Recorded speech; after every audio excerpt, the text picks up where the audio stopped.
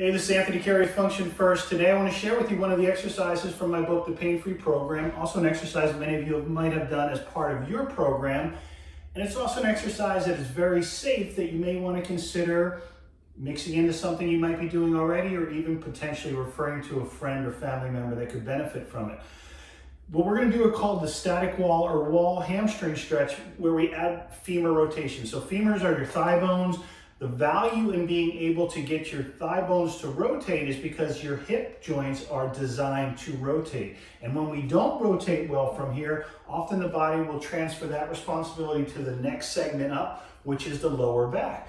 The lower back, however, is not designed to rotate very much. It's really meant to do mostly this, a little bit of this, and much less of this. So we want to get the big turns from here and here. The other benefit of doing this particular exercise the way we do it on the floor is that it can have a positive impact into the mobility and the tissue through the sacral area into the lower back without actually stressing them, because we're supported by the ground.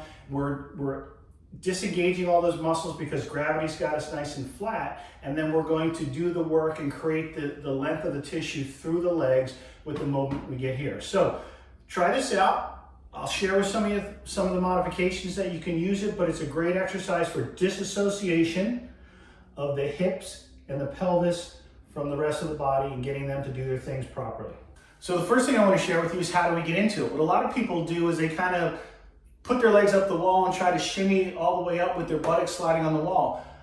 It's easier to get sideways to the wall, and then what I'm going to do all in one motion, as I lay back, I'm going to pivot on my buttocks and put my legs up the wall. Then I can adjust a little bit once I get there. So I'm going to lay back, and then the legs are going to go up, okay? And I kind of just rotate at the same time.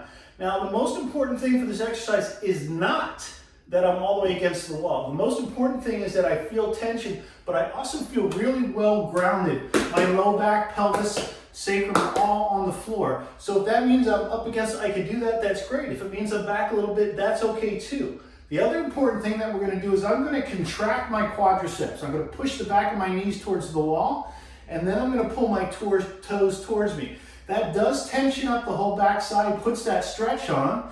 At the same time, now it treats my leg, my foot, my shin, my thigh, all like it's one unit. So the movement's coming purely from here, and that we're not diluting it through the knee and the ankle. Now I'm just going to open up just a little bit to give my feet enough room to turn in. So everything's nice and engaged, tight, length on the back side, lower back, sacrum flat on the floor. I'm going to relax the arms here, and the cue is from the hip joint. I'm going to rotate everything in towards each other and then out without letting any of this go. There's really a temptation on the way out to let the thighs go soft. I'm going to stay nice and contracted, feet are back. And when I go in, there's also a temptation to point my toes away. Don't want that either. Toes are staying back the whole time. Quads are tight, rotating in and out like a windshield washer. Upper body is relaxed, should not be involved. Everything is coming from the waist down and more specifically at the hip joint. If we can appreciate the hips and the pelvis are really the biomechanical center of the body, has a lot of influence in what goes on below with the knees, the foot and ankle, as well as above, lower back, upper back, neck and shoulders. And we can kind of make sure that those guys are doing what they're supposed to do when they're supposed to do it. As a corrective exercise, those femur rotations with the legs up the wall are a great step in helping the body learn how to use those movements, create some extensibility through that tissue there, tell the software how to create that motion actively, and then some of that's supposed to actually happen much more automatically when we're up on our feet, whether we're playing pickleball or golf or just turning to reach for something. We want those hips to be able to rotate the way they can. Let me know your thoughts. Good luck with this exercise.